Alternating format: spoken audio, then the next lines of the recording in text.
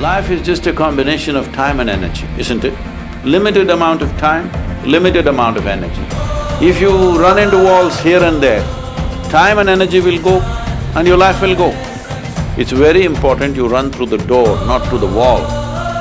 Yes, where there is openness, there you go.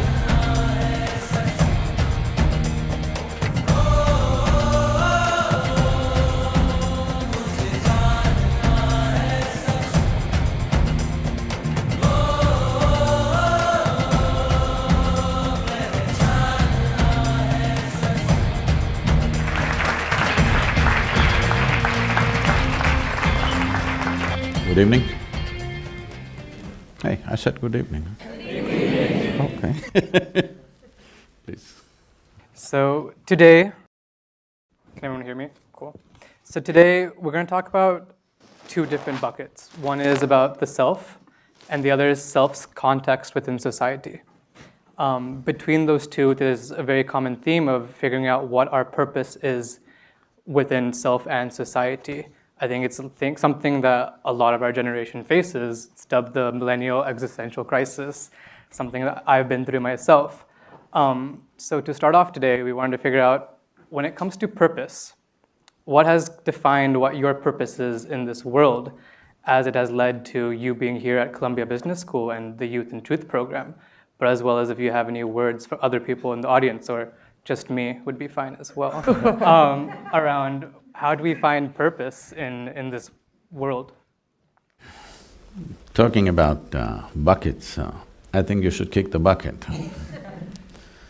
Because self and society are not entirely two different things.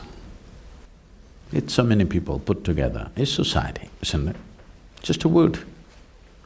When we do not want to address you as an individual, but we want to address you as a group of people, we say this is a society. But that's just a word. If you really come down, they're just only people, individual people. Well, a certain group of people may agree upon a few aspects and they may think they are one society. But if you further go down, people are just people, individuals are just individuals. You can't really merge them and say these are all one kind. There's no such thing. Maybe there are a few things that they agree upon, which makes them into various kinds of society. If you're a secret society, maybe there are more things that you agree upon. But we should kick those buckets, because when we see that to address issues in the world, we cannot go about addressing individuals, then we make a society. When we find societies are not still effective ways to handle, then we make it a nation. When we see that is also not an effective way to handle, then we make a global situation or an international fora or something like this. So this is only in terms of when we're looking at solutions, how to find a larger solution. A larger solution is something always individuals will disagree with in so many different levels, isn't it? Is there any one thing on the planet that all of us agree on? There's no such thing. Individual people always disagree with something, but we also agree it's all right because it seems to be working for everybody. I don't like the speed limit in America, but I agree with it, all sorts of people are driving, all right, 70 miles, I'll drive at that. Once in a way I get heavy on the right leg, but fine. So, what is the mission, you're asking? If this same question was asked in a different situation, people would be… In a way, this also borders on that. People are asking, what is the God-given purpose of my life? Whatever is the source of creation, what makes you think the source of creation which created this cosmos, for which you do not know where it begins, where it ends, even keeping account of you, forget about giving you a specific purpose. Maybe the source of this creation doesn't even know you exist. Hello? Because this very solar system is a tiny little speck in this cosmic space, isn't it? Tomorrow morning, believe me, if the entire solar system evaporates, nobody will notice it. That's how small it is. In that speck, Planet Earth is a microspeck. New York City is a super microspeck. In that, you are a big man, this is a serious problem. You think there is a God-given purpose for you, this is the peak of human arrogance. Because all this is coming from the basis that has been spread in the name of religion and faith and whatever, that the existence is human-centric. Existence is not human-centric. We're just one more creature, which happened recently according to the evolutionary sciences, yes? Even today, if you do not know this, if all the worms on the planet disappear today, in 12 to 18 months, all life will cease on this planet. If all the insects disappear, somewhere between 4.5 to 6 years, all life will cease on this planet. But if all the human beings disappear, the world will flourish, planet will flourish, all right? So, this sense of assumed, self-assumed significance that people have brought to themselves has made us walk with absolute insensitivity on this planet. Absolutely insensitive to every other life because we think everything is here to serve us. Ask an ant, does it want to serve you? Hello? Go sit on an anthill and check whether it wants to serve you. It doesn't want to serve you. It doesn't matter what kind of books you write for yourself, ants don't believe it. If you don't understand about the ants, you come to the southern Indian forest, the tigers definitely don't believe it, okay, that they are here to serve you, you will be served to them. So this idea, we must give it up because whenever people thought, wherever it was propagated, that I am doing God-given purpose, I am fulfilling, they did the most horrendous things on the planet. Whenever people said, God told me this, those people did the most horrible things. Hello? So it's time that we are here. As human societies, we have issues, we have problems, we have struggles. Whatever you think needs to be sorted out, and whatever you think is your aptitude to sort out, you pick up that damn thing and sort it out. It's not any God-given mission. You got to do something useful, because there is some joy in solving something.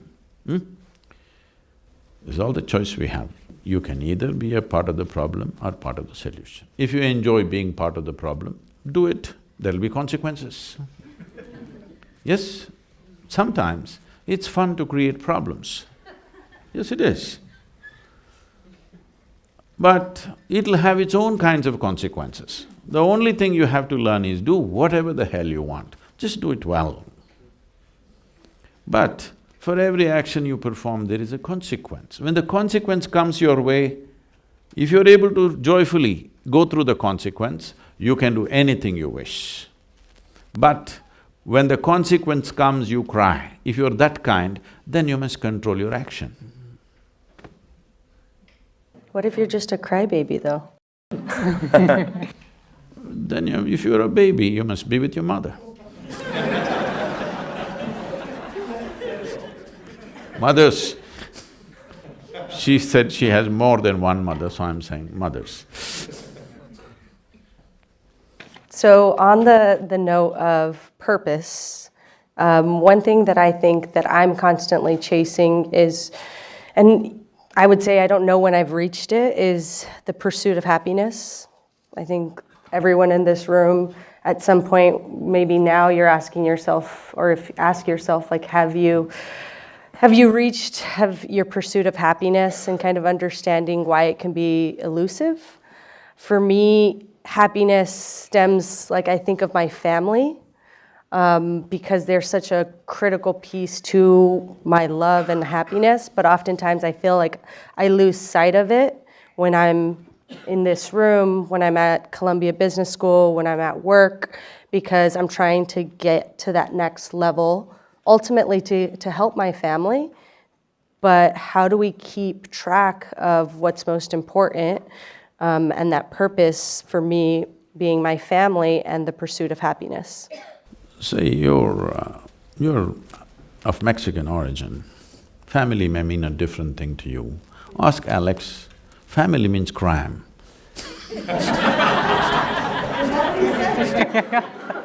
With tears of laughter, huh? You know, my parents are…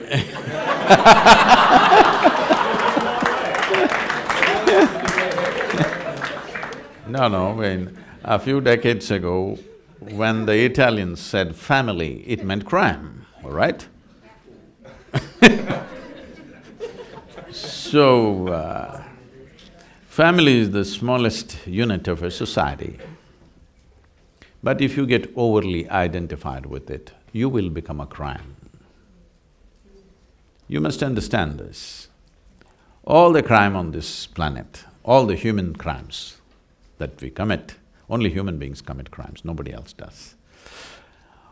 What you call as evil, what you call as genocide, I'm going to the extreme words, what you call as prejudice, everything has come because of limited identifications that each one of us hold.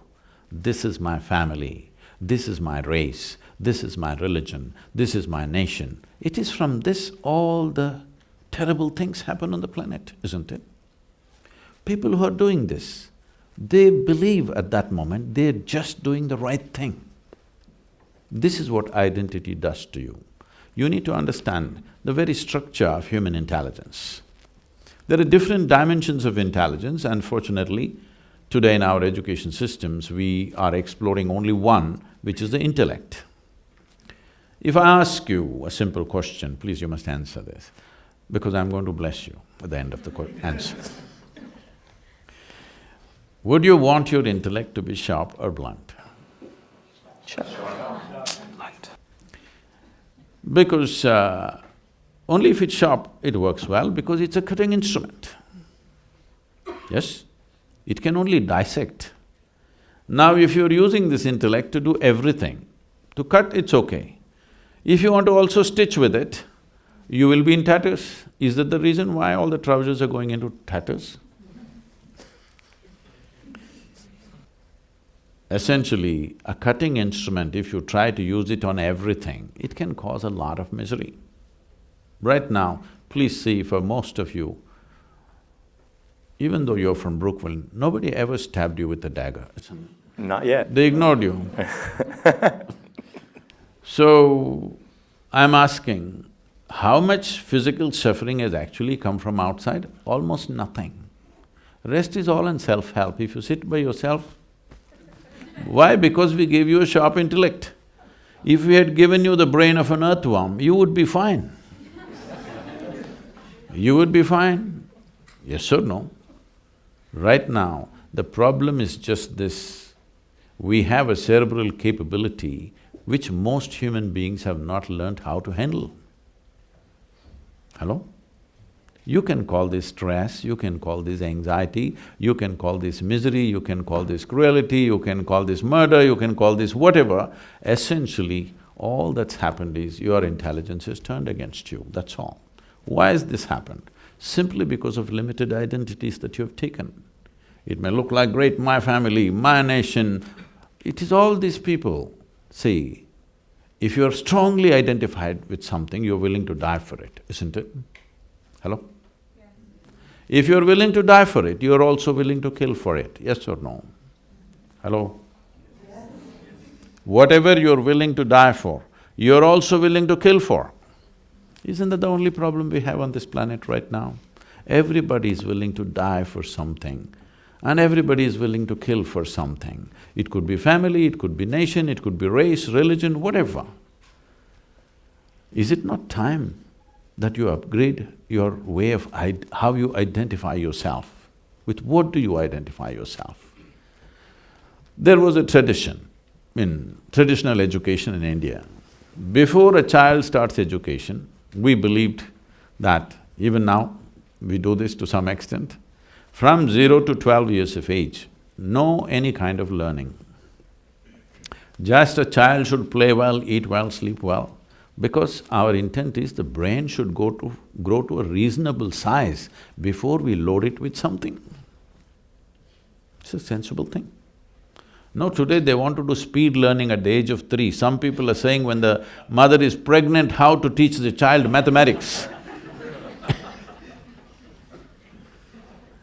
So till 12 years of age, we don't want to teach the child anything except to eat well, to play well, to sleep.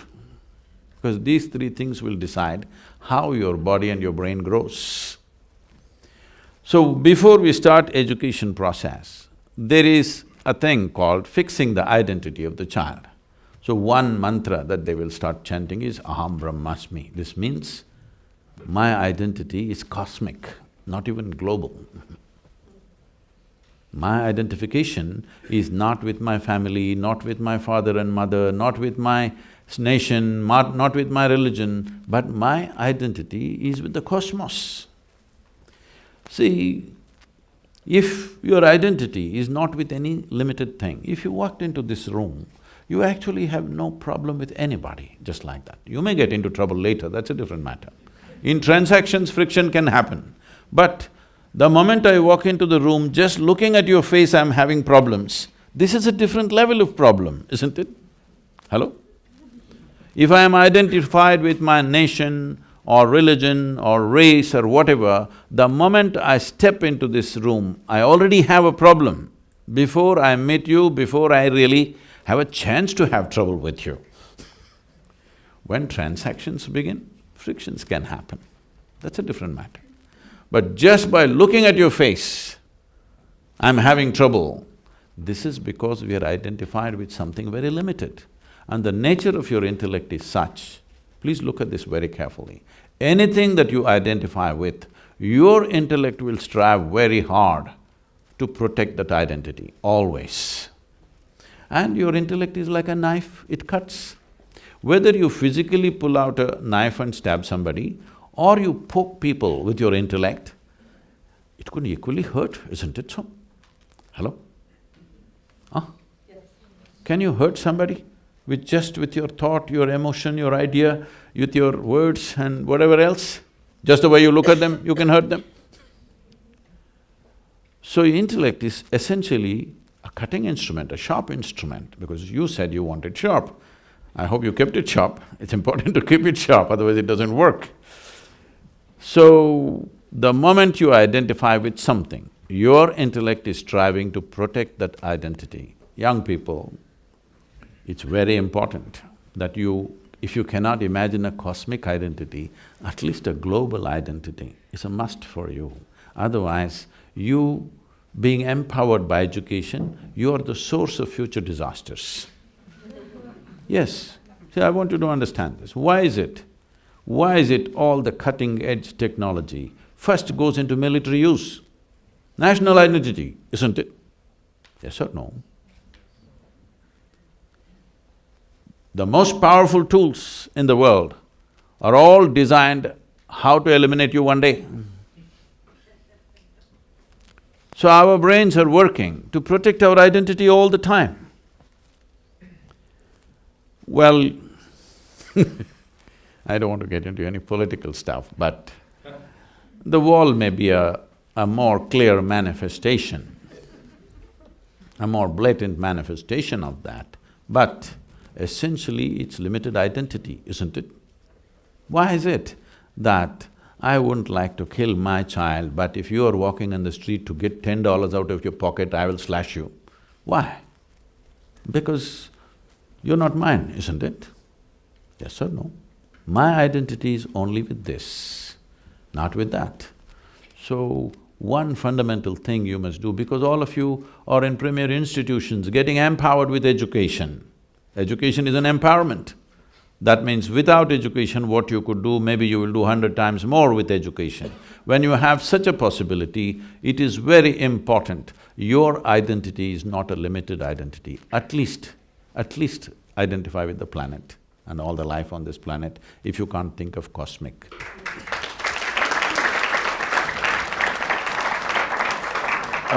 Thank you for that answer. That was really… I'm sorry, I was referring to the Italians, just…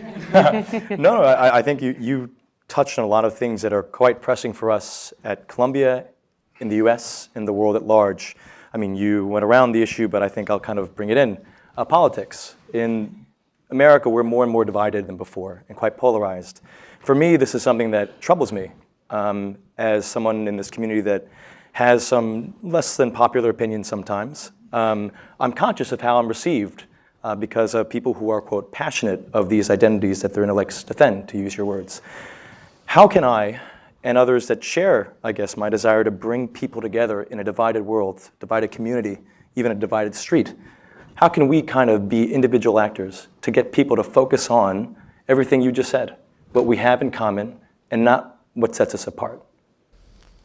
See, to find solutions for any problems or any situations, because many people think it's not a problem, all right? So, to address any situation, first of all, we must face the situation as it is. Now you're saying it is getting more and more divided. I don't think so. I think it's always was divided. You may not face it. Well, many of us face it, I face it. Every time I come to the immigration, the way they talk to me, why? Why? Just looking at my face, you should see the way they address me. Does that make you angry? No. When somebody acts stupid, why will I get angry?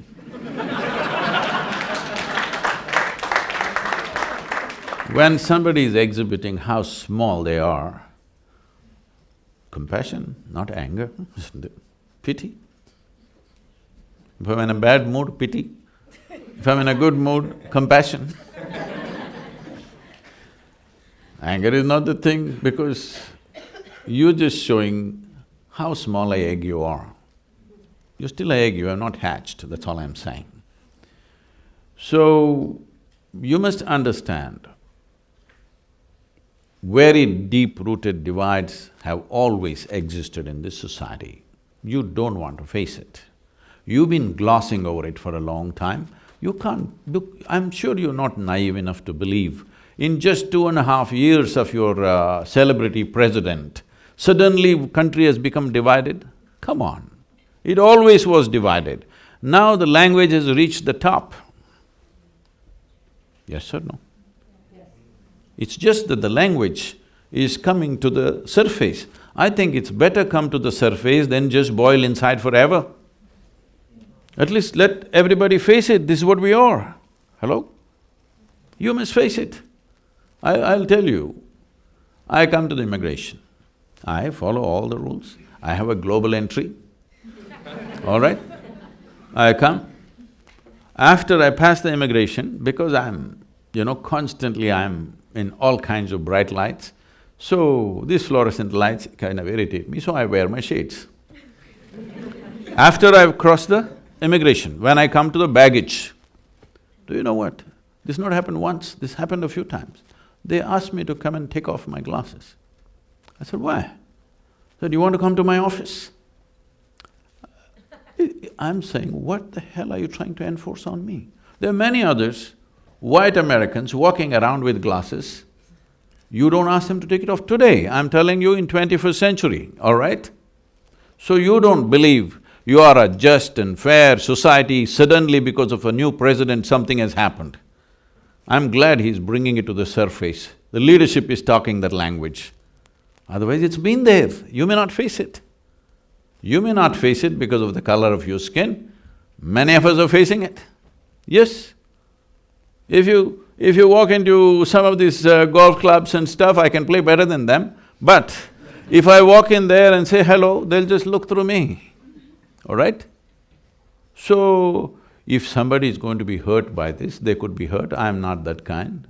I just see it's their pathetic condition of mind, that they're like that. So it doesn't bother me, but suppose I'm seeking a job or I want to do something else, I'm sure they would make sure that things don't work for me. Yes or no? So this is not a new happening, it's been there. Maybe slowly things are changing, but I think it's good, it's coming to the surface, it's up in your face, you're facing it, you're embarrassed by it, it's a good thing. That is a first step to transformation. Am I saying something wrong?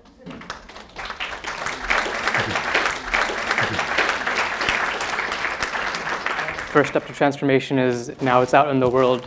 We see it. It's something, in India also we have divisions at an all-time high. What's now that second step that we can take as individuals going into the society? To improve it. See, again, you're repeating that. Even in India, it's an all-time high. It's not at an all-time high. It is just people and media is playing it up at a certain level, all right? Unfortunately, in a democratic society, there should be a free press.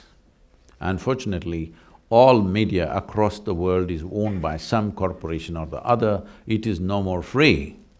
It is no more free, it is tangled up with money, big time. There are no more dedicated journalists. I'm not saying they're not at all there. Largely they're not there, they're all serving a company, all right? Yes or no? Hello? It is time we produce some journalists because media is not just another profession in a democratic society. It is an important pillar of democracy. Yes? Without it, democracy will slowly go away into something else.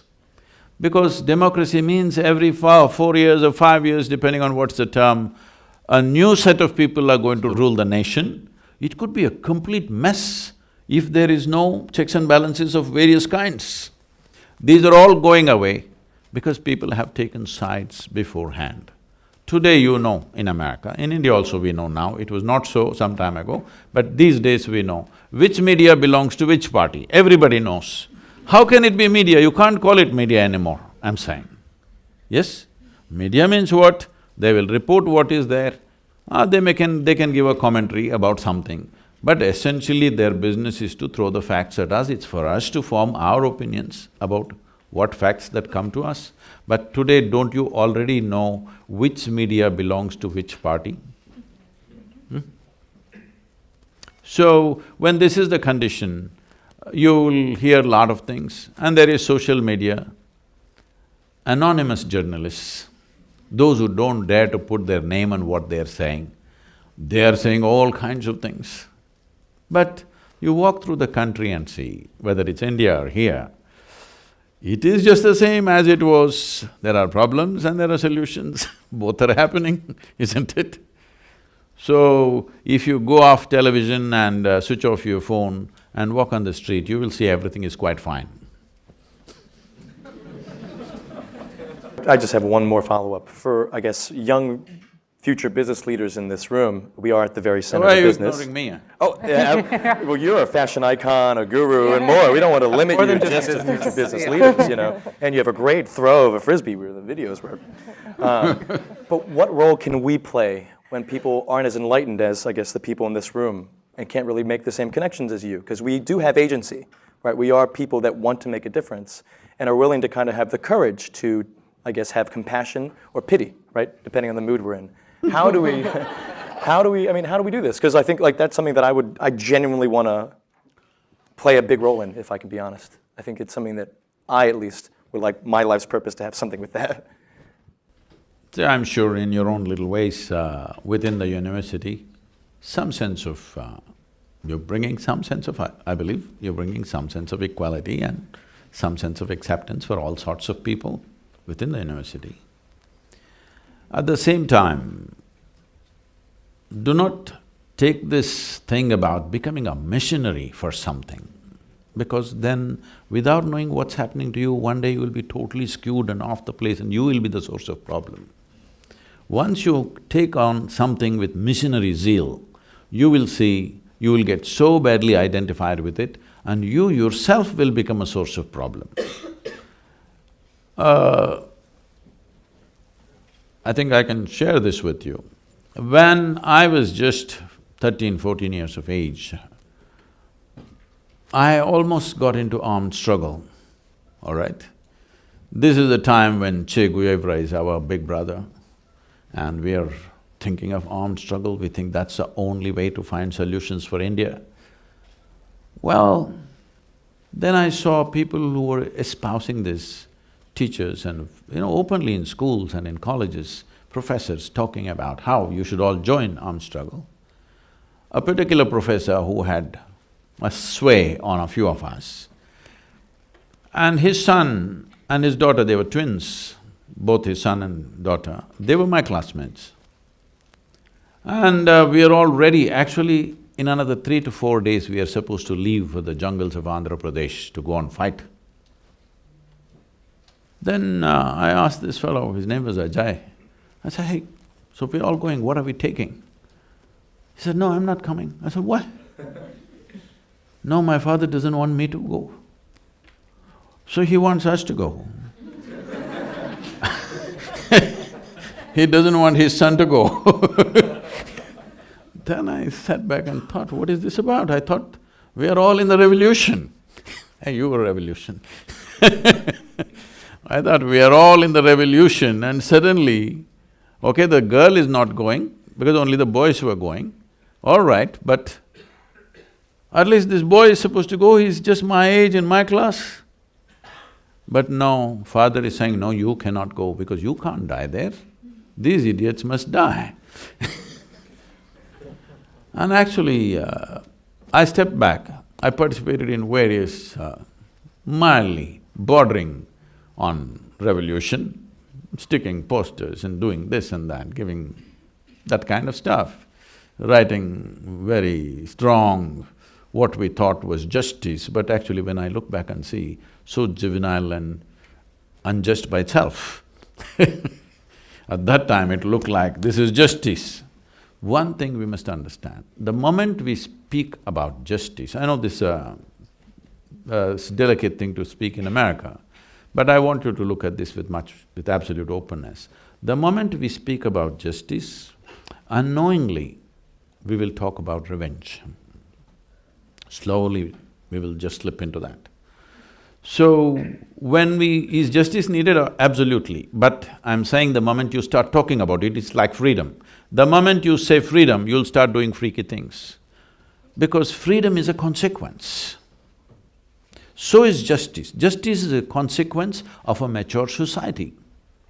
Justice is not a cause that you take up, because the moment you take it up as a cause, then you will see divisions will happen. You versus me will happen. Once you versus me happens even for the right reasons, all the wrong things will happen, isn't it? Suppose in the name of justice, these two segments of this student body gets divided, even if it's for the right reason, the result will be all the wrong things, isn't it? Hello? So it's very important we understand what is the cause and what is the consequence. Injustice is a consequence of an immature society. Injustice is a consequence of a limited identities people have taken in so many different ways. If you do not take that and try to bring justice, all you will create is a full-on fight. And when a fight happens, there'll be no justice of any kind. All that'll happen is pain and destruction for all sorts of people. But when you're in that mode, because I know this, because I was so fired up for those few years, I thought I'll go. Two of my friends went. One, I don't know where he disappeared. The other one got killed about 8 years ago. He became a major revolution leader in Karnataka and he got killed by the police. And when his family informed me about this, this boy was so dear to me. He was just 1 year younger to me. Why I'm saying this is, the moment you speak about consequence as a source, you're creating trouble unknowingly. You will create more damage than solution. See, right now, why does injustice happen? Why will I be unjust to you? Simply because my identity and my commitment to well-being is about myself and maybe my family, or maybe my community, not for you. It's already set. It's only a question of time when you and me come in touch, this prejudice will find expression, but it is set in my heart, isn't it so? Instead of working at what is happening within the human beings, which will take a lifelong commitment to solve, today we can go out on the street, justice for everybody, justice for everybody, all you need is a, placard and shouting for one day and go back home. So always we will pick up consequences as a cause. Don't do that. Don't talk about freedom, talk about responsibility. If we live responsibly, we will have a free social society, isn't it?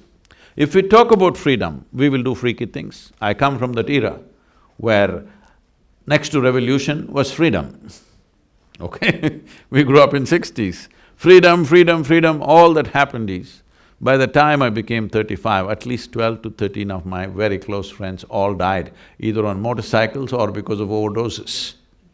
Yes, because freedom. So, freedom, justice, equality, these are all consequences of evolving a human being to a certain level of maturity. If you are not willing to do that work on individual level, that each human being here evolves to that level of maturity, if that you're not willing to do, these things will only cause more trouble.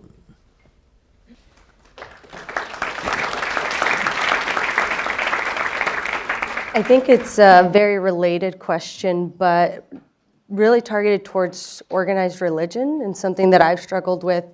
So I understand, the pursuit of freedom, justice, but oftentimes what I've struggled with in regards to religion, I grew up Catholic, I'm Catholic, is its view and limited acceptance of the LGBT community.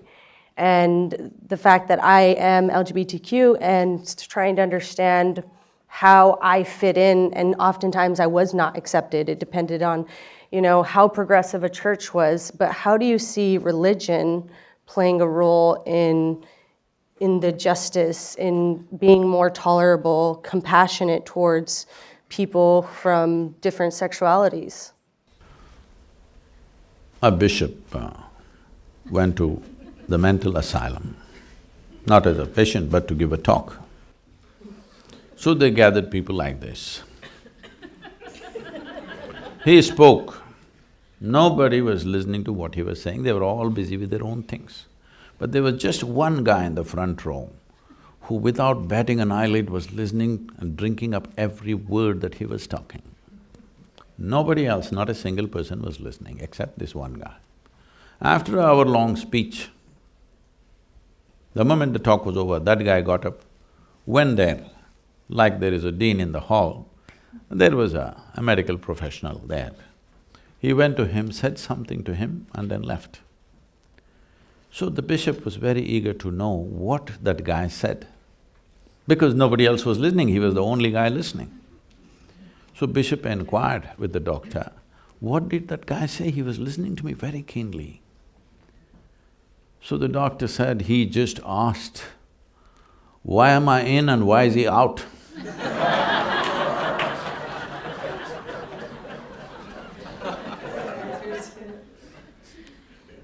As a follow-up, what are your thoughts on human sexuality? Oh, I didn't think about it, but I was born out of it. I'm a consequence. Someone had fun. But I think, so one thing that you've mentioned previously is that sexuality shouldn't be promoted. I think that was in one of your talks, and so I'm curious, I assumed, and again, this is my assumption, that when you mentioned that, I almost felt as though, don't publicize your gayness, or don't publicize your non-gayness, and so I'm trying to understand why you said that, like you're thinking around it. I thought this is one aspect of life which doesn't need publicity, anyway people will go for it, doesn't need any marketing, I said. Hello? If you want to sell a drink, you have to market it. If you make a movie, you have to market it. If you write a book, you have to market it. Sexuality does not need marketing. Hello? It's been on for a million years without any marketing, all right? So I said, why are you publicizing it? Everybody will do what they have to do. What individual people do with their bodies is their business, it's not of public debate. So, I think we're about to wrap up our questions and we're gonna open up questions to the audience. So we have the two questions. Before we get there, my favorite topic, Rohan mentioned food. You cook yourself. I believe Isha has also published a cookbook. Can you talk a little bit about food from the yogic diet perspective? Or what are things that we should be actively doing on a daily basis if I do choose to go the less sinful route one day? when it comes to food. you? Less sinful in terms of the gluttony that I do endure with food. What are tenets of the diet that we should be looking at? And sorry, if you have a favorite recipe to share. Right now we're running two good restaurants and another 3-4 okay restaurants. Because I am also a food buff, not for eating but for cooking. Don't get much time these days to spend that kind of time, but at least my daughter certifies that I'm the best cook in the world, so it can't be wrong. So, I carefully… This is a very unique type of recipe because we are families who have come from Andhra Pradesh at one time, Telugu families, who moved into Karnataka, a particular kind of region where the spice is available in its 100 different forms. So, our families have been initially martial families, later on they became business families. The men who go to war and the men who go out of the country for business, those days when there is no text and email and all this, when they go, the only way the women can get their men back is by holding by the tongue. It's the taste of the food because they've gone out, you know, they were going out to Burma, Japan, those things way back, I'm talking a couple of centuries ago. Now they have no reason to come back. Because it's not like today you hop onto a plane and back in few hours. It's months of journey, you kind of tire. What's going to bring you back?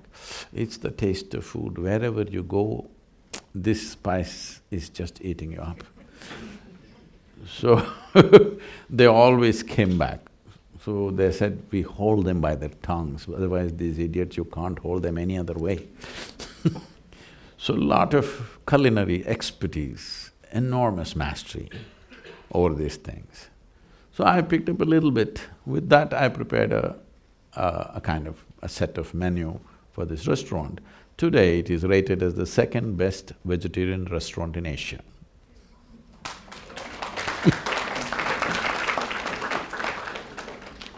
So if you happen to be in Chennai or Hyderabad, you must go and eat there.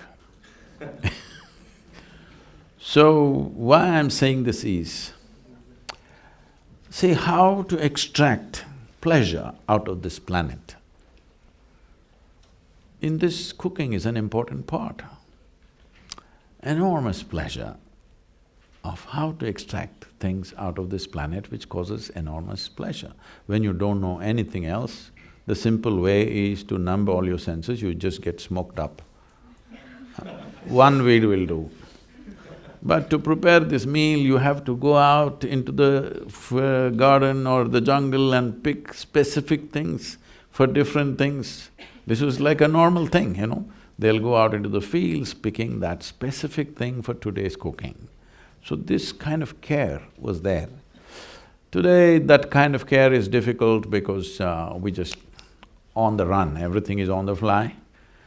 So that is not much done, but still it's hugely appreciated the moment people come in touch with it, that is there. So what kind of food? Two parts to the food. One is, after all, it's fuel for this body. So it should fit into the system well, that's important. Another thing is, it has to pass through the tongue. So we don't have to gulp it down, we want to enjoy it. Whichever way, when you're hungry, when you're really hungry, anything goes, isn't it? Hello? It's a question of survival.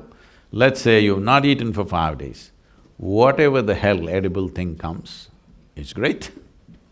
But we've passed the stage, most of the people on this planet have passed the stage where survival is pretty well taken care of. Now, see, my mouth is watering because I'm thinking of my own cooking. I have not looked at your book yet. So, these are two different aspects, but the first is most fundamental and important. I will not go into the second because that's another matter.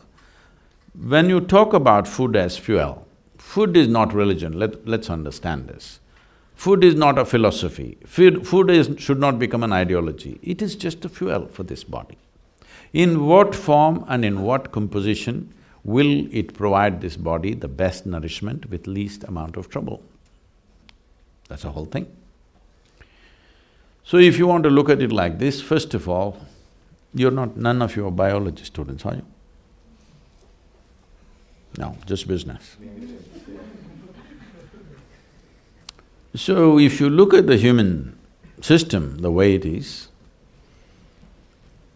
in the animal kingdom, you can largely divide animals either as herbivores and carnivores. There are of course mixed, but largely so. If you look at the basic physical structure of these two kinds of creatures, you will see there's a fundamental difference in the way their body is constructed. Particularly the digestive system. When we say a digestive system, from the lip to the anal outlet, digestion is happening at various different levels. This is called as the alimentary canal. To start with, the way our jaws and our mouth structure is, if you look at it, you must have noticed this. If you have a dog or a cat, if you've not seen tigers or lions, all carnivorous animals have only cutting action in their jaw movement, yes? All the herbivores have cutting and grinding action. You? What do you have? Hello? You have both cutting and grinding action. Why is this so? Because there are certain enzymes in your saliva that digestion begins for you in your mouth, not in your stomach. The more the food stays in your mouth, the better your digestive process is. Now that you asked the yogic thing, in yoga, in some systems of yoga, I don't go by these things, but I want people to decide by the texture of the food, how much you do this, but there are some systems of yoga, if you don't know how to chew, they say every mouthful you must chew 24 times. That is 24 times you must do this. If you do that, at least 30 to 40% of the digestion will happen in your mouth itself, already it's been prepared. Now food is primed well in your mouth, when it goes inside, that is what the stomach is expecting, half-digested food, so that the rest of it can be done quickly. But today, most people are just gulping things down because with every food you're getting free Coke so that you can take it like a pill. You can gulp it in and gulp it in. Now, the moment you put sugar in your mouth, these enzymes will not function. If you take any carbohydrate, let's say you take any grain, let's say you take rice and keep it in your mouth, you will see within 30 to 40 seconds it'll turn sweet because it makes carbohydrates into sugar right here. But if you put sugar in your mouth, immediately that system gets reversed and that process won't happen. So with your food, you're having some sugar-loaded drink, immediately this part of the digestive system is gone, you're not using it at all.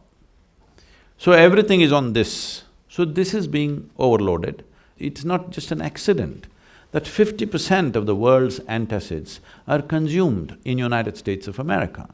300 million people are consuming 50% of the world's antacids. This is the statement on the food that you're eating. 100%, isn't it? It's a clear statement that obviously you're completely eating the wrong kind of food. If you look at the length of the alimentary canal, even if you look at the incisors, molars, the way the carnivorous animals and the herbivores are made, your structure is all herbivore. If you look at the length of the alimentary canal in all the carnivorous animals, it could be anywhere between 3 to 4 times the length of the body of that animal. In all the herbivores, it's 5 to 6 times the length of their body. If you look at your own alimentary canal, it is anywhere between 24 to 30 feet. This means it is 5 to 6 times the length of your body. Why this is so is, if you eat any vegetable matter, let's go little slowly, if you eat, let's say, raw meat, it will take anywhere between 70 to 74 hours for it to go through your system. If you eat cooked meat, if you cook it well and eat, you are doing rare, all right, that's a different matter. If you cook it well and eat it, then it will take anywhere between 50 to 54 to 56 hours to go through the system. If you cook the vegetables and eat it will take anywhere between 20 to 30 hours to go through the system, depending on the type of vegetable and how much fiber and other things. If you eat a raw vegetable, it will take anywhere between 12 to 15 hours to go through the system. If you eat a fruit, it will take 1.5 to 3 hours to go through the system. Any food which stays in your body for long periods of time is excessive bacteria in the system. You spend a lot of energy just to fight them down. And if it stays in the body, today there is enough medical science to tell you, in Ayurveda, in the Eastern systems of medicine, whatever problem you go with, first thing is they'll purge you, because a clean colon is a symbol of health. But the moment you're eating certain types of food, your colon can never be clean. There are issues and problems today. The amount of colon cancer, intestinal cancer is so heavy because one thing is they're eating food which is not suitable for the system, another thing is they're eating old food. When I say old food, almost anything, everything, if I walk into any store, what I see is any food you want to buy is at least a month or 2 months old. Still, in India fortunately, except in big cities, still, if we want to buy a vegetable, it must be plucked today morning. It is plucked at 6:30 in the morning, we cook at 8:30, 9, when the vegetable is still alive, we want to eat it. And it'll make a world of difference. Today people are talking about farmers' market, organic stores and works, but this is how the world lived 30, 40 years ago, before you business guys totally messed it up. So those of you who… I know all this is not possible for everybody to maintain, don't go by what I say. Don't listen to anybody when it comes to food. Just learn to listen to your body. With what kind of food is your body most comfortable with? Not your mind, not your tongue. Your body should feel very comfortable. If your body is comfortable, one thing is, it'll bring down sleep quota. If your lethargy goes down, if your sleep goes down, your agility goes up, your alertness goes up, this means the body is happy. The body is happy with the food that you're consuming. After eating the food, if you feel like this, unless you drink something caffeinated or sugar-loaded, you cannot get up and do your work. If that is the condition of the body, this is not good for you, you should not be touching that. I would say, instead of going by all kinds of prescriptions, there are simple ways that, not here, but we could teach you how to become alert to the food. If something appears on your plate, you must know whether this will go well with you or not. It's happened to me many times. I'm always with food, but I'm saying sometimes food is being laced with some poison or something. If it just comes before me, I just look at it and say, I'm not eating this, it's not good. Something is wrong with it, seriously. Simply because your body is capable of that. You just do one thing, throw something to your dog, not your pet dog, he's become like you. If you… a dog which is free, if it is free, Brooklyn, there's still some dogs free. Free dogs are there. They're hipster dogs, they got mustaches, you know. If you throw something to him, one sniff, he knows whether to eat it or not, isn't it? How come you don't know? You're supposed to… in the evolutionary thing, you have the most sensitive neurological system. If you look at the food, you must know how this food will behave within me. Based on that, you can shape the markets of tomorrow, the business people.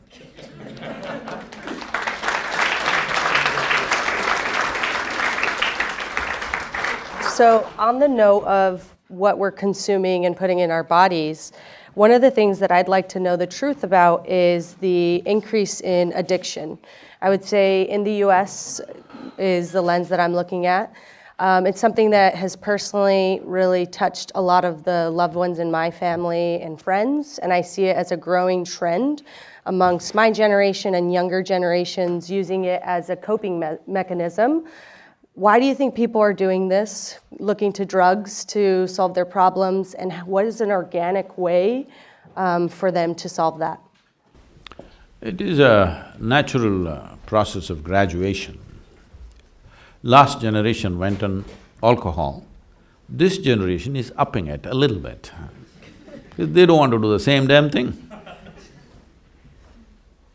Bigger dose. There was a time when alcohol was illegal in this country, you know. It went wild, bootlegging, you know, we're from Tennessee, our center is in Tennessee. So, bootlegging or moonshining, whatever you want to call it. So it went out of control. Then the government decided it's better to put a tax on alcohol and make money, which they did. Now they decided it's better to tax marijuana and make money. Believe me, watch my words, another 25 years cocaine will be legal. Why not, I'm asking.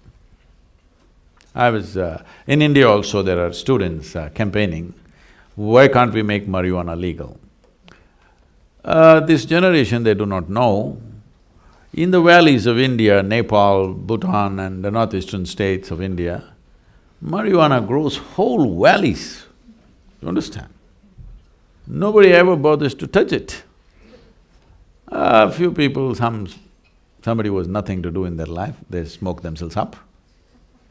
Rest will not touch it because it's all over the place, all over. I've trekked extensively in Himalayas. Just we're walking through hash, this high, chest high. Simply you have to walk through the hash plants. If you just do that, it'll stick to your hand, you can roll it up and you can smoke. Yes. Oh, some of you are looking dreamy, oh, this is the place to go. But now we are suddenly making this into a big thing.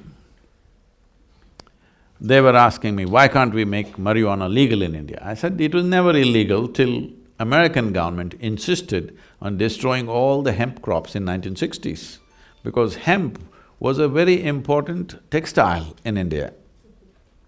But in 1960s, they insisted from America because they couldn't make out the difference. Though hemp and marijuana are same species, they are of a different kind. Hemp grows up to 15 feet, marijuana grows just about 5 to 6 feet tall. They're different, but same species. They said, no, you have to destroy it, because they thought it's all coming from the hemp farms. Hemp was hugely cultivated, but they burned down all the hemp farms. So all the marijuana moved to Afghanistan. So, they were asking me, why can't we make it legal? We can. Right now the term, I don't know what terms you use, it's called smoked up. You're using the same terms? Hi. In India, it's smoked up. Smoke is just cigarette. Smoked up is the weed. So I said, see, it's very simple, we have nothing against anything. It is just that a human being is always trying to enhance his or her life all the time. How do you enhance your life? Some foolish people believe by acquiring things they will enhance their life. But even if you live in a palace, you could be miserable, yes? Enhancement of life will happen only by heightening your faculties. How your intelligence works, how your perception works, heightening your faculties is the only way enhancement of life will happen. Experience of life is enhanced. So I asked, suppose you want to fly in a small plane and you find the pilot is smoked up. You want to fly with him? That's it. Said, okay, you're not getting the point. You need a serious surgery. Then the surgeon comes and he's smoked up. You want the surgery? Says, no. So you understand with lowered faculties, he will not make a good pilot or a good surgeon, how come you believe you will make a great student?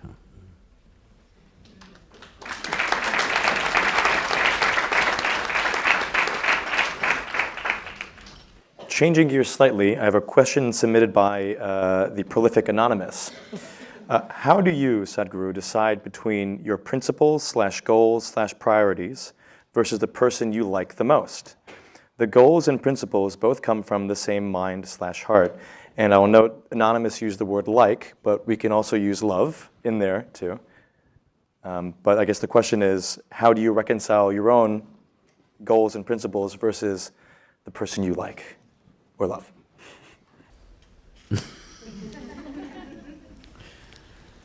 Well, it depends what you have taken up.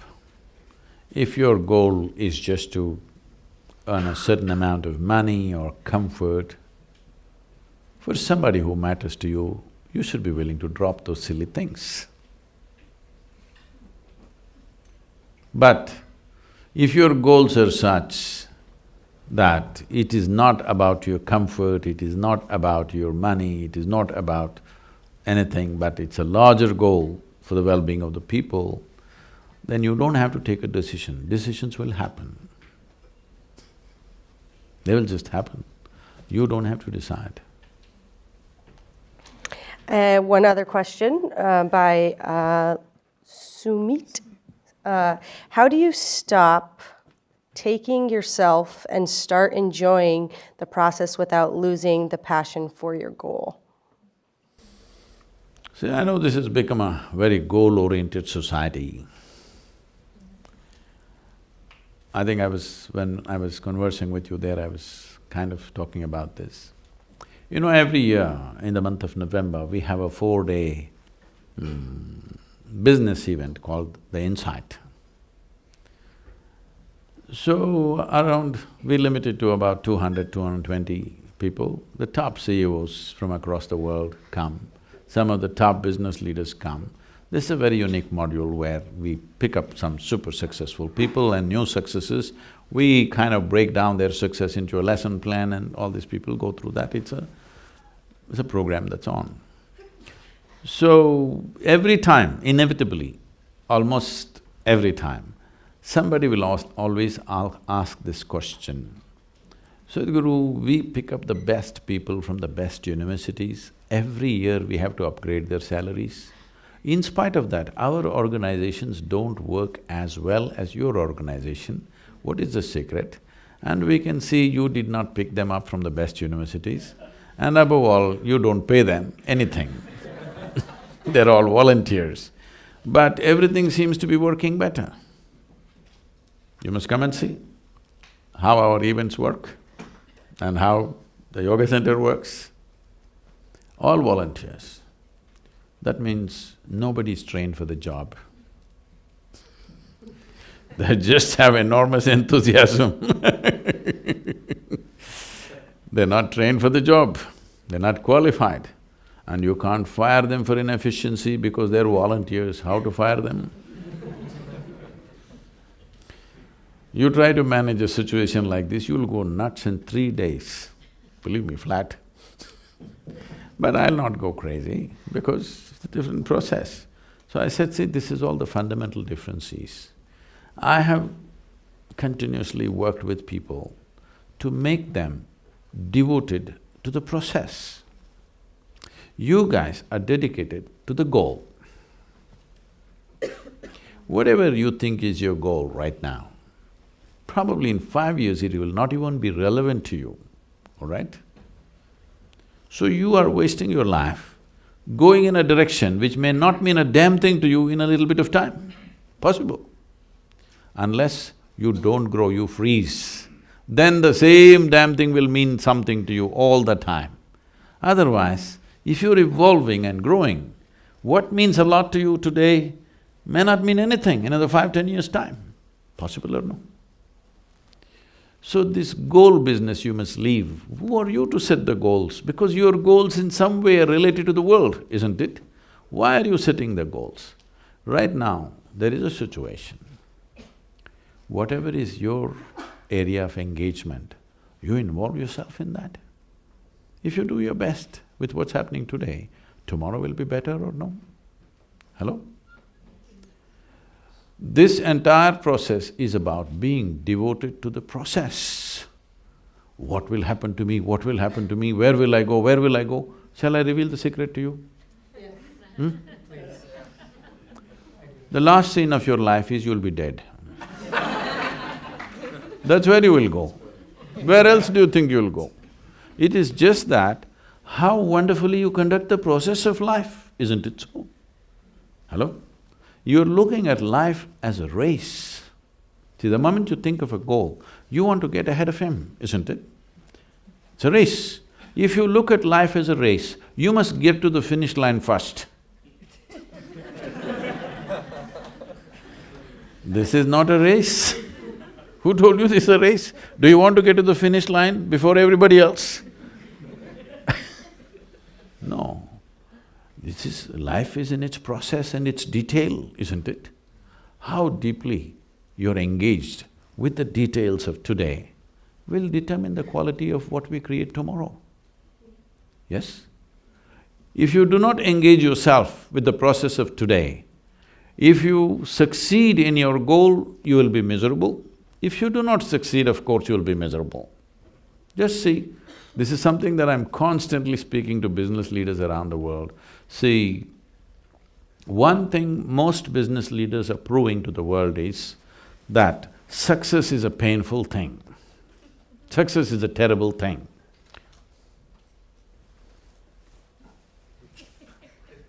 I was just talking to a group of board members of one of the top companies in India. This is a multinational company. The board meeting, all of them should come with jackets and ties for the board meeting. I said, see, people make you board members because they put their money. Common people have put their money, nation's economy is involved with the success of your company and variety of things. But they made you the board members because they believe you guys are sensible people. You will do something that they cannot do with their own money, isn't it? Isn't it the reason why somebody invests in somebody's company? That you are going to do something with my money that I am not able to do by myself, that's the idea. But you guys come with a jacket and tie in 40 degrees centigrade. I don't think you got any sense in you. Oh. This is your mindset. What kind of decisions are you taking? See, in 40 degrees centigrade, you have a necktie. Should you not display sense in every aspect of your life? Can you be just sensible in one thing, rest of it you can do in a stupid way? Is it possible? If you're sensible, the very way you walk, you conduct yourself, everything you will conduct yourself sensibly, isn't it? So this is very important. This is because we become goal-oriented. No, you must become process-oriented. If you are devoted to the process, goal will happen. In India, this is a big question, everywhere we go, the last question will be, Sadhguru, that's okay, but Indian team, how can we beat Pakistan? Cricket team. I say, don't bloody try to beat Pakistan, for that there is Indian army. If you want to win the cricket game, don't beat Pakistan, bloody hit the ball. Hello? Yes or no? You hit the ball. If you hit the ball well, you may win. I want to beat Pakistan, of course you're going to make a fool of yourself. So, we want to get to the goal without handling the process. Life does not work like that. If you want flowers in your garden, you don't have to buy perfume and go and spray to the roots. You throw filth at the roots, flowers will come, isn't it? Isn't this a process? Do you become a good gardener because you sit in… I'm sure a whole lot of people in New York City are doing this, they sit in front of their plants every day, they meditate, flowers, flowers, flowers. Doesn't work like that. You take care of the soil, the manure, the water and the sunlight, flowers will come. Consequence is not your business, process is your business, isn't it? If you do the right things with what's happening right now, consequence is coming. If you get engaged with the consequence, you will become miserable. Whether it comes or it doesn't come, both ways you will become miserable. So I think we have about 30 minutes to take audience questions. If anybody has, just shoot right there. Namaskar, Sadhguru. My name is Radha Kulkarni, and I'm a Columbia alum and studied policy here, not business. And I work at the United Nations now. But before I get to my question, your talks are both inspiring and grounding at the same time, and that's a difficult balance. So thank you so much for coming to Columbia and speaking with us. Much appreciated. So my question to you, Sadhguru, is that there's so much suffering in the world. Like when I travel on work or otherwise, one observes that on the one hand, there is even lack of basic peace, or there's so much violence, and on the other hand, there is even lack of basic resources and abject poverty. So I would be curious to hear your perspective on why does every single person have such different starting points in life, which would mean like a child based in Africa doesn't even have water and is perhaps will die of malnutrition, has a very different starting point than, say, a billionaire's child who is perhaps sitting somewhere in the middle of North America. So why this disparity? And then how and where it sits in the larger scheme of things, or in the cycle of the cosmos or life, if there is, if that's how we call it. And also then that gets me to the question of then who are we? That's a very Indian question.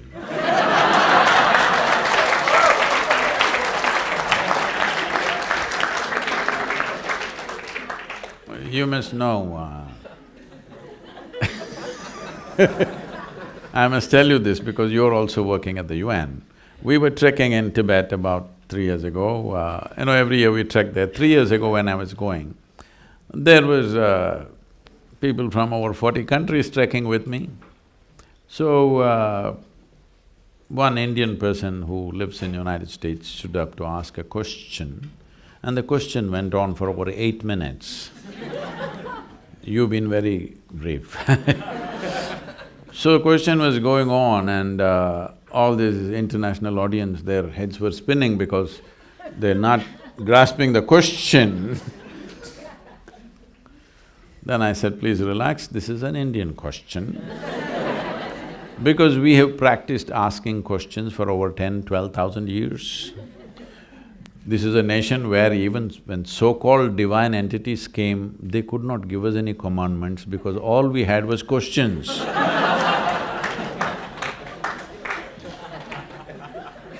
Relentless questioning. Then one Chinese lady who was working in United Nations for more than 30 years, she said, Sadhguru, even in those 30 years when I worked in United Nations, only Indians asked questions. Anyway, so why there is disparity? I thought you know the answer. There is disparity because those who have don't care about those who don't have. It's very simple. Those who have want to take more and more. Those who don't have, just don't have. There are various aspects. It found expression in many different ways, started with imperialism, and even now we're always seeing, every nation is seeing how we can take the maximum resource from everywhere else, isn't it? So, we know the source of the problem. What is the solution? The question. So, solution-wise, see, in 2016, they are telling me, some studies say that in 2016 we produced enough food for 18.6 billion people. But we were only 7.1 billion people on that day. But still, 35% of the planet is malnourished. You were talking, you know the statistics better than me, you're in the United Nations. when we are producing 3 times more food than we actually need for the population, still 1/3 of the population is starving. Millions of children die of malnourishment all over, not just in Africa, even in India. India has the highest malnourished population right now. You know, it's an evolutionary process. You know Charles Darwin? He told you that you were all monkeys, not me, okay? He told you were all monkeys and you became human. And today, the genetic scientists are saying that the difference between you and a chimpanzee in terms of DNA is only 1.23%. 1.23% is not much of a difference, isn't it? Huh? Hello? Not much of a difference, isn't it? So physiologically, that's how close we are to a chimpanzee. But in terms of our intelligence and awareness, we are worlds apart from a chimpanzee. Right now, largely, the first question started with that, largely our identities are still biological. If you say my race, it's biology. If you say my family, it's biology, isn't it? Largely, human identities are still biological. When you're biological, you're set within a small boundary. And when you're biological, your instinct of self-preservation is at its highest. In your intelligence or in your brain structure, there is something called as a reptilian brain, which is approximately the size of your fist here. So that is still working like a reptile, fixing boundaries all the time and trying to protect that boundary, which finds expression in so many different ways. But there's another dimension of intelligence, which is the cerebral cortex, which makes you a human being today, which thinks and struggles with these issues. If you were a tiger, you wouldn't care that, you know, a goat's child is hungry, you wouldn't care because after all it's your food, all right? But once you become a human being, you actually don't care, but still one part of you which makes you human makes you struggle. You need to empower that. As a humanity, we need to empower that your instinct of self-preservation must go down and the longing to expand, which is always there within us. See, today it is finding expression as ambition, conquest, or maybe simply shopping. What is this all about? You want to be something more than what you are right now, isn't it? Yes? Now the question is, if you become something more today, tomorrow are you fully settled? No, you want to be something more and something more and something more. So you seem to be going towards some kind of goal in installments. I'm asking you right now, how much more will settle you for good? What do you think? How much more? Suppose I make you the queen of this planet. Will you be fulfilled? I'm asking. I'm asking you. Don't look at me hopefully. I will not commit such a blunder. I will not commit such a blunder, but I'm asking you, suppose we put a throne on the North Pole and made you sit there, the queen of the planet, would you be fulfilled? No. You will look at the stars, you will look at the galaxies. This is the nature of the human being, because there is something in this human being that doesn't like boundaries, wants to expand limitlessly. But right now the consciousness is constipated. You know what's constipation? That means things happen little by little. You want to expand, but you want to do it in small measure, as if you're going to live here for 1,000,000 years. So you have to move, every human being, all these business students, you must move from your personal ambition to a larger vision. Ambition means constipated expression of growth. Vision means seamless expression of growth. This must happen to you. How much should you grow? You should not determine this. You must gas yourself fully, make yourself competent, enhance your competence, let's see how far it goes. Yes? Let us see how far it goes. Why should you fix the limit? Because whatever limits and whatever goals you set are just an exaggeration of what little you know today, isn't it so? Huh? Yes or no? Today what little you know, you are exaggerating it and thinking this is ambition. No, this is constipation.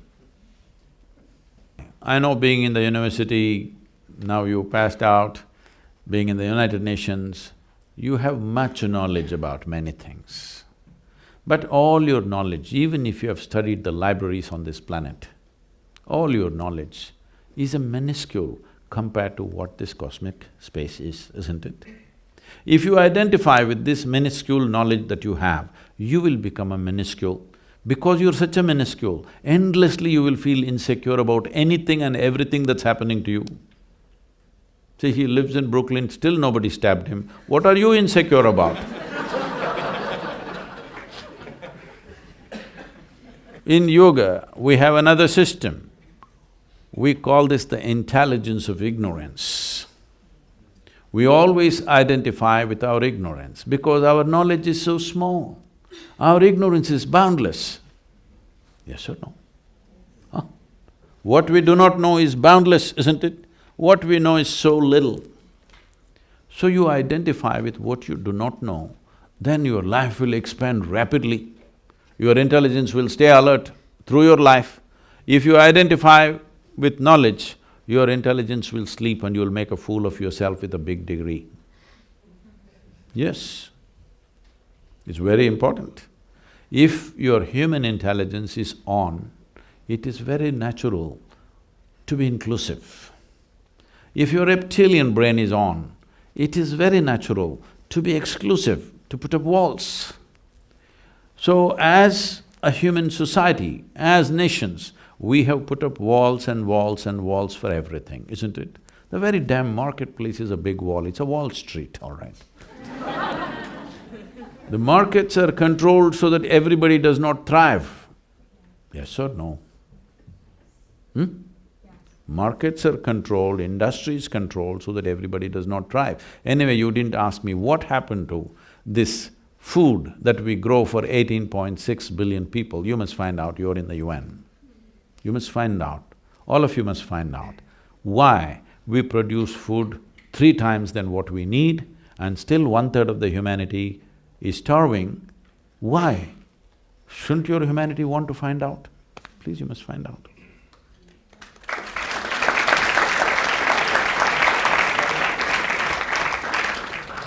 Thank you so much for having this event. My name is Prem. I'm a sophomore studying history.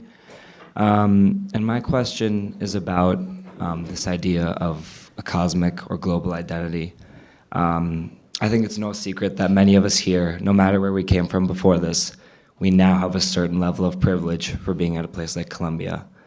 And I think I'm confused as to whether this notion of a global or cosmic identity almost is predicated on a sense of privilege, and that certain people in this world don't necessarily have the privilege of being able to look beyond their most immediate surroundings, whether it's because of discrimination, racism, sexism, and so on. So how can we as people that maybe do have more privilege leverage that to make that global identity mean something more than just us talking about it here? This happened in Columbia University. 2 young ladies met. One of them said, "I will not marry till I turn 30. Another said, "Well, I'm married, but I will never turn 30.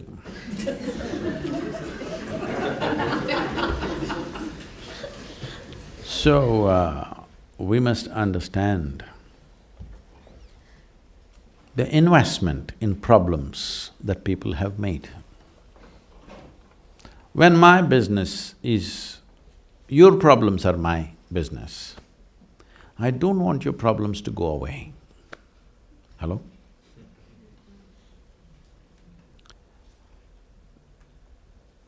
Yesterday something came up, these 2 were there.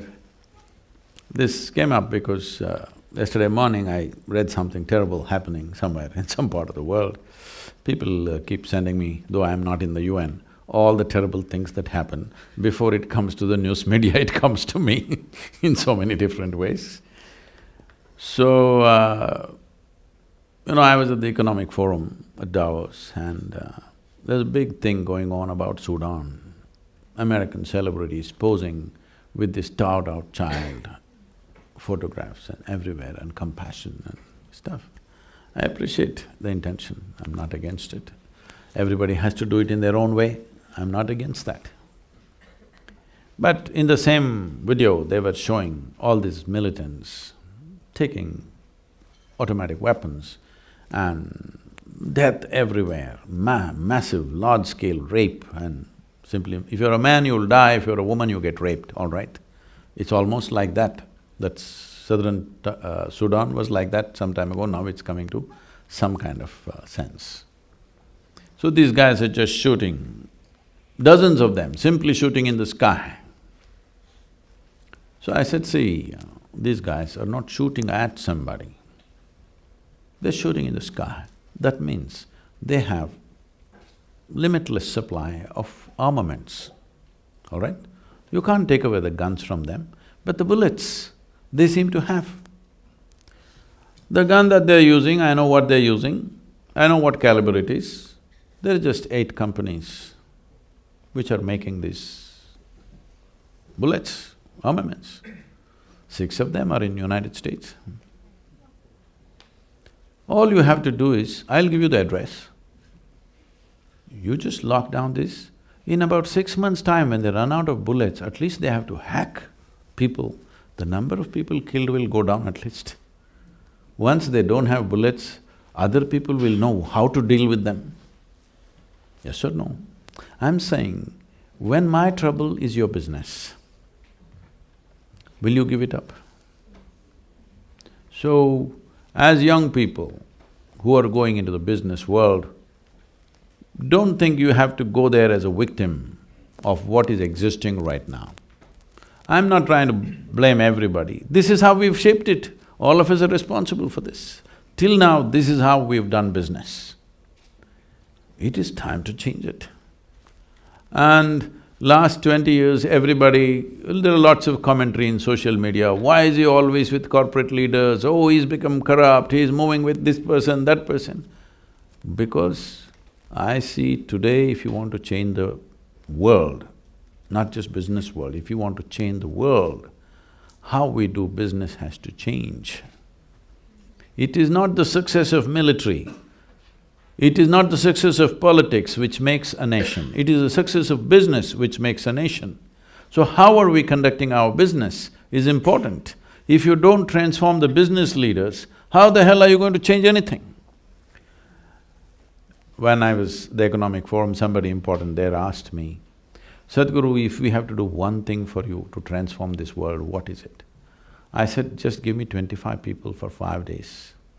I will change the world in the next 2 to 3 years. They asked, who are these 25 people? I named the top 25 leaders of the top 25 nations in the world. I said, see, normally with ordinary people, 2.5 days is enough to transform them. But these are politicians, so 5 days, I'm just taking insurance. 5 days you give them to me, if the way they think and feel about everything around them, even if there's a 10% change in the way that they are looking at the world, if they become 10% little more inclusive, the world will change dramatically, believe me. The food that we made for 18.6 billion people, one thing is we don't have to exploit the planet so badly to feed 7 billion people. And on that, 1/3 of them are hungry. This can be solved if these 25 people make up their mind. Yes or no? Hello? So it is very important. Today you're sitting here in the university as a student, but tomorrow you are part of a larger company. Well, when you join up, you may not be able to decide how to run this company. But don't become a victim and give up. This is all the choice you have. In India always when it's say yoga, we always use lotus flower as a symbolism. Why lotus flower is, this is true with every flower, but particularly with lotus, is the more stinky the slush is, the more fragrant and beautiful the lotus flower becomes. So we always use this, that this is the way a yogi should be. When you see filth, you can become allergic to it and become an ascetic if you wish. Or when you see filth, you say, everywhere filth, let me also become filth. Lot of people become this. Or another way is, you transform the filth into your flower. This choice you have, wherever you are, whatever role you play, you have this choice. You are always a part of the solution, not a part of the problem. This one thing you do, depending upon your competence, let's see how far you go.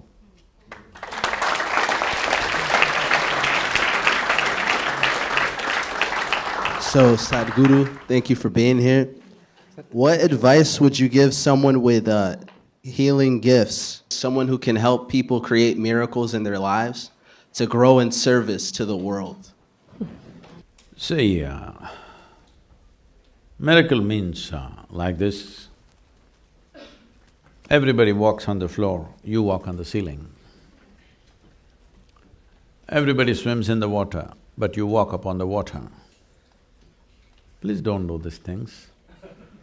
If you walk upon the water, where the hell will you swim? It's important. It's important that you don't do unreasonable things.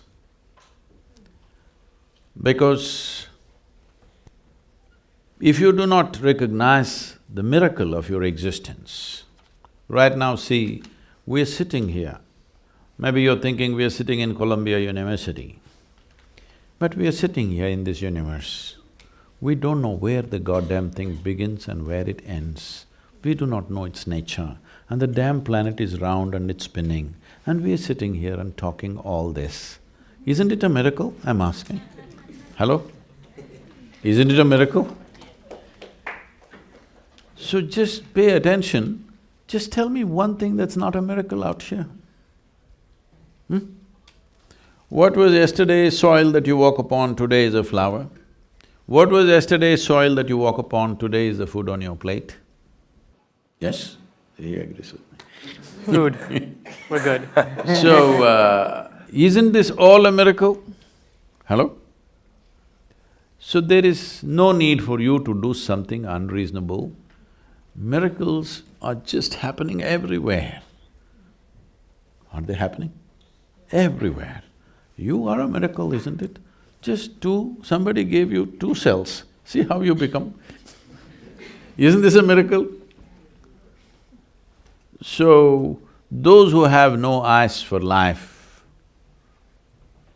they're too engrossed within themselves, they think they will perform miracles. No. What is magical for one person? Suppose I pulled out something from my pocket, let's say 500 years ago, and started speaking to somebody in India. If I said, I am the messenger or the sun or himself, would you believe or no? Hello? What is one person's magic is another person's engineering. So this is why we are talking about inner engineering, where you can live magically, which is very important. This is magic, isn't it? Hello? Isn't this life magical? Everything about this? But unfortunately, most human beings are not experiencing it. Unfortunately, most human beings are muddled with their own logic and stuck in it so badly, they do not feel and enjoy the magic of their existence. If your perception is not muddled by your memory, this is very important because our entire education system from kindergarten to wherever you go, we are being made to believe memory is intelligence. Memory is not intelligence. All those who believe memory is intelligence are going to feel like idiots in the next 5 to 10 years when the artificial intelligence, when your little gadget starts doing better than you. Believe me, my phone can do 10 PhDs in a day. Yes. Aren't you finding this Google lady a miracle? She seems to know every damn thing, I'm just trying to think of something that she doesn't know. Everything that is about information gathering, remembering, keeping it in your memory, analyzing and throwing it out, a machine will do better than you. In the next few years, you just have to wait to feel like a fool. So, the significance of being human is just this, that we have a system which… just go by anything. Let's say your eyes. The visual apparatus started developing. Even now there are certain fish in the oceans where their skin became photosensitive. That means they could sense what is light, what is darkness. That is their level of seeing. From there, our eyes have developed to this point on this planet. Our eyes, our neurological system, our brains are the highest level of development that's happened. So our experience of life is capable of being magical. For all those of you who are trying to magic by snorting or smoking or something, let me tell you, a little magic happens there also. I'm not somebody to look at this as a moral issue. It is just that it's destroying the possibilities, that's our only concern. Isn't this the most sophisticated chemical factory on this planet? Human mechanism? Hello? Now the question is only, because you're all business guys, the question is only, are you a great CEO or a lousy CEO? That's all. If you're a great CEO, you will get what you want out of this. If you're a lousy CEO, you get tension, anxiety, misery. I get ecstasy. Thank you.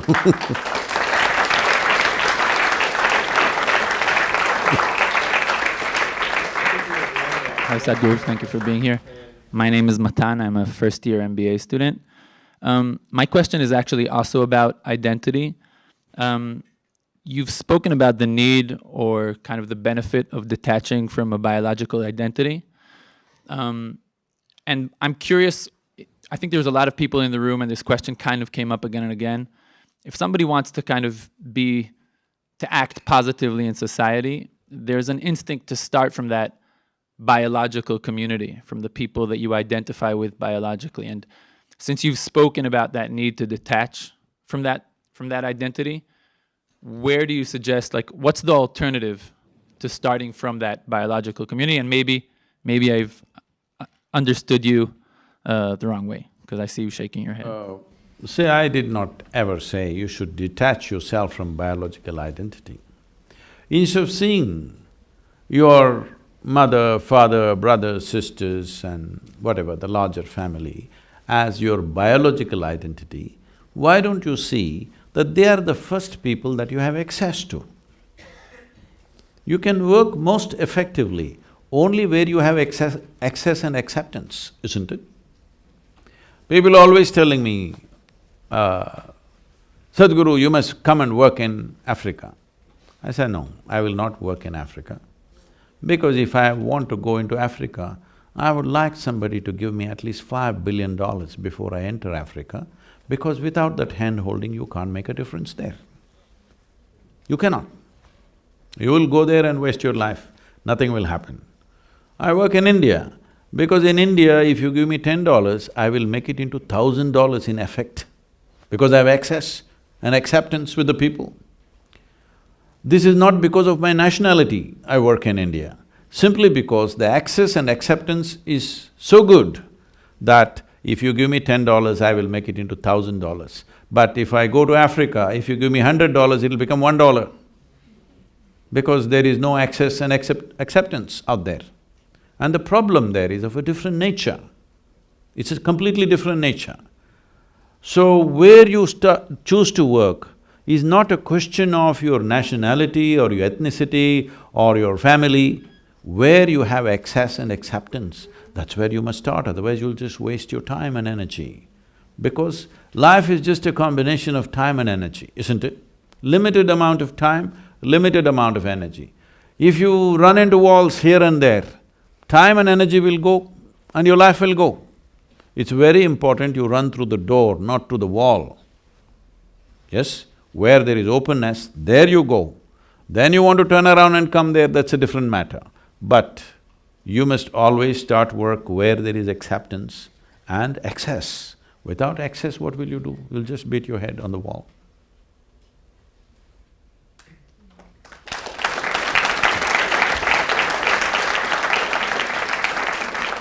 And if you have a great idea, if you cannot even sell it to your family, you're not going to sell it to anybody. The last thing we're going to close with for Youth in Truth is, what worries you the most about the youth of tomorrow? What? What worries you the most? Oh, I'm not the worrying kind. Because this nonsense that every generation is worried about the next generation, I'm not that kind. The previous generation was worried about me. And they didn't know a thing about me, they just worried about me. I'm not worrying about you. I'm not, because I know with all your madness, you'll figure out things as things go by.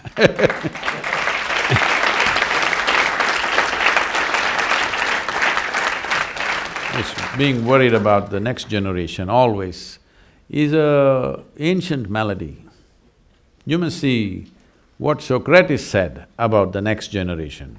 He said they have no respect, they don't stand up when elders come, they're not thinking straight, they're going to ruins.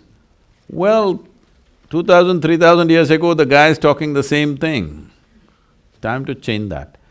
I'm not worried about you because I see for the first time in the history of humanity, this generation is empowered in ways that nobody had imagined possible.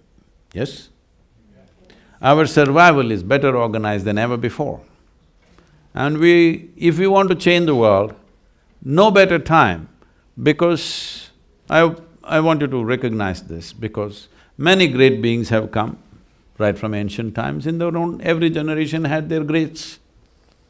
But even if they raised their voice and spoke, hardly 25 people heard.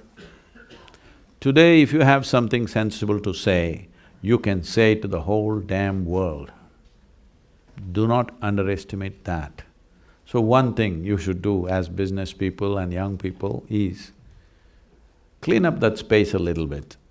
All kinds of idiots are saying things loudly, sane things are not really getting across. Yes? Because still social media, I feel, will mature. Probably in the next 5–10 years, people will know how to filter it. But there is a concern because the way we are using these technologies against ourselves and against everybody else. When I say against, there are many things. They're telling me 70% of the data is pornography. And they're telling me on the internet, over 1.2 million children below 15 years of age are being sold for all kinds of filthy things. I think as a society, as human beings, when we start selling our children, that means we've hit the bottom. What do you think? Hello? We really hit the bottom, isn't it? So, these are things that young people can change. I'm just saying, how many in this campus? 5,000. 5,000 people. If 5,000 people meet and you're determined, you want to change the language and the direction of what's happening on the internet, believe me, you can do it. 5,000 people, if you get active, just do it. Let's make it happen.